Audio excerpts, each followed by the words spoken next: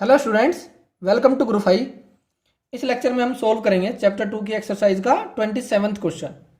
A 4 microfarad capacitor is charged by a 200 volt supply. It is then disconnected from the supply and is connected to another uncharged 2 microfarad capacitor. So एक 2 microfarad का capacitor है और एक 4 microfarad का, दोनों की capacitance अलग अलग है। How much electrostatic energy of the first capacitor is lost in the form of heat and electromagnetic radiation. So जब दोनों कैपेसिटर को हम कनेक्ट करेंगे कंडक्टिंग वायर से, सो उस कंडक्टिंग वायर में क्या फ्लो करेगी? करंट, मतलब चार्ज फ्लो करेगा। सो उसकी वजह से एनर्जी रेडिएट होती है इन द फॉर्म ऑफ हीट और इलेक्ट्रोमैग्नेटिक रेडिएशन। तो वही हमें बताना है। सो दो कैपेसिटर हमारे पास, एक ये है, सपोज ये मैंने मान लिया C1, इस पे चार्ज था शुरुआत में Q1 और वोल्टेज था इसका V1। ये कैपेसिटर दूसरा, इसकी कैपेसिटेंस C2, इस पे कोई चार्ज नहीं है शुरुआत में, तो वोल्टेज भी कितनी होगी इसकी? 0। इन दोनों को अगर कनेक्ट कर देता हूं मैं, तो दोनों का पोटेंशियल क्या हो जाएगा? सेम। सो अगर दोनों कैपेसिटर मैंने जोड़ दिए आपस में, तो सपोज ये पॉइंट है A और ये पॉइंट है B, तो जो पोटेंशियल डिफरेंस इधर होगा वही पोटेंशियल डिफरेंस इधर होगा, VA माइनस VB। तो दोनों के अक्रॉस पोटेंशियल डिफरेंस क्या होगा? सेम। सो वो मैंने मान लिया V। इसको बोलते हैं हम common potential. Common potential.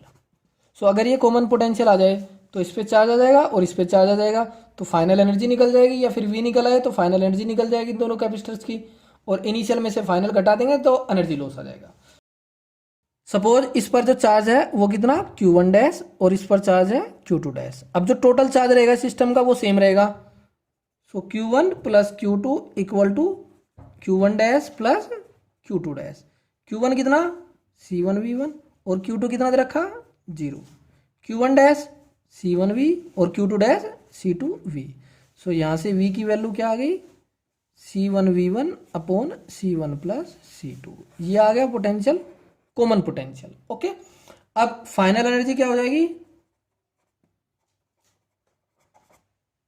UF half C1V square plus half C2V square.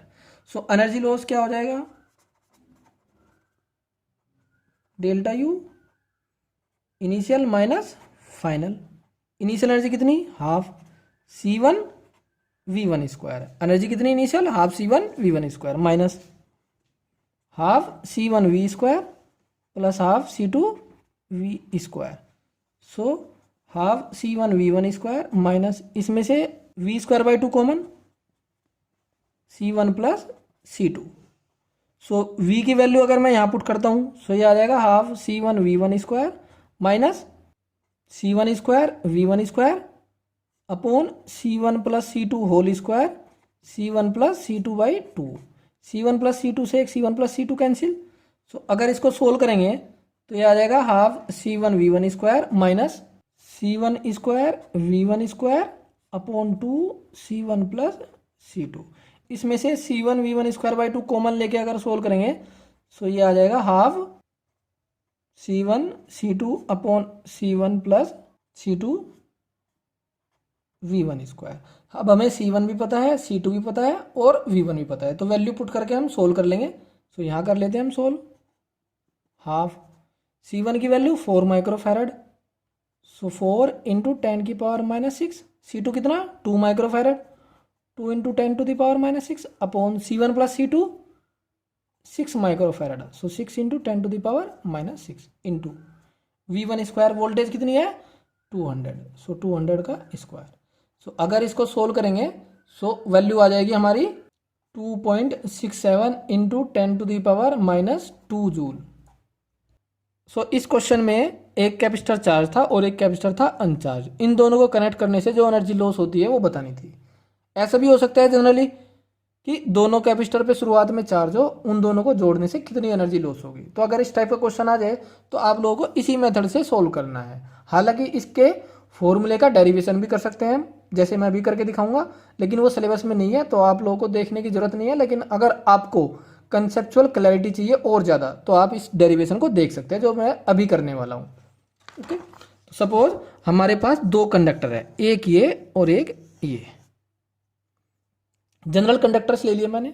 Suppose इस पे चार्ज Q1, कैपेसिटेंस इसकी C1 और वोल्टेज V1, इस पे चार्ज Q2, कैपेसिटेंस C2 और वोल्टेज V2। अगर इन दोनों को कनेक्ट कर दूं आपस में तो दोनों का पोटेंशियल क्या हो जाएगा, सेम, इसका भी V और इसका भी V, लेकिन चार्ज अलग अलग हो जाएगा क्योंकि इससे चार्ज उस पे जा सकता है या उससे इस पे आ सकता है। सो इसका चार्ज मैंने मान लिया Q1 डैश और इसका चार्ज मैंने मान लिया Q2 डैश। सो Q1 प्लस Q2 किसके बराबर हो जाएगा, Q1 dash plus Q2 dash. Total charge तो कंजर्व रहेगा। सो Q1 किसके बराबर, C1 V1, Q2 C2 V2, ये C1 V और ये C2 V।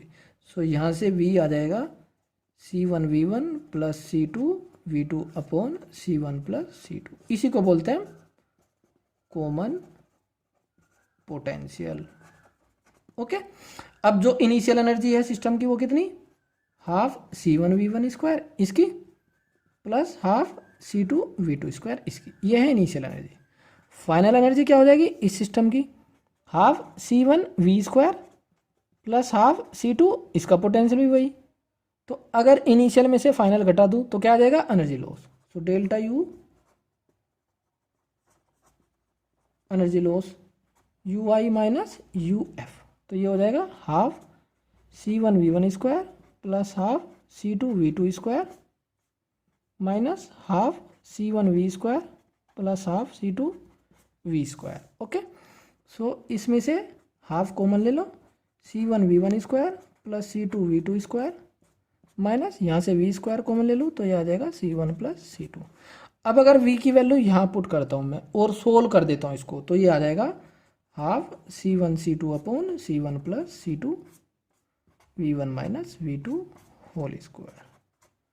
सो ये होता है एनर्जी लॉस का एक्सप्रेशन, चाहे दो कंडक्टर हो या फिर दो कैपेसिटर हो। सो अगर जैसे कोई MCQ क्वेश्चन आ गया तो उसमें आप लोगों को ये नहीं दिखाना कि ये फॉर्मूला कहाँ से आया, तो आप लोग इस फॉर्मूले का यूज़ कर सकते हो। लेकिन अगर न्यूमेरिकल आ जाए बोर्ड में, जैसे 2 मार्क्स और 3 मार्क्स के क्वेश्चन आ जाते हैं, तो उसमें आपको पूरा सोल्व करके दिखाना है, ये फॉर्मूला नहीं अप्लाई करना डायरेक्टली।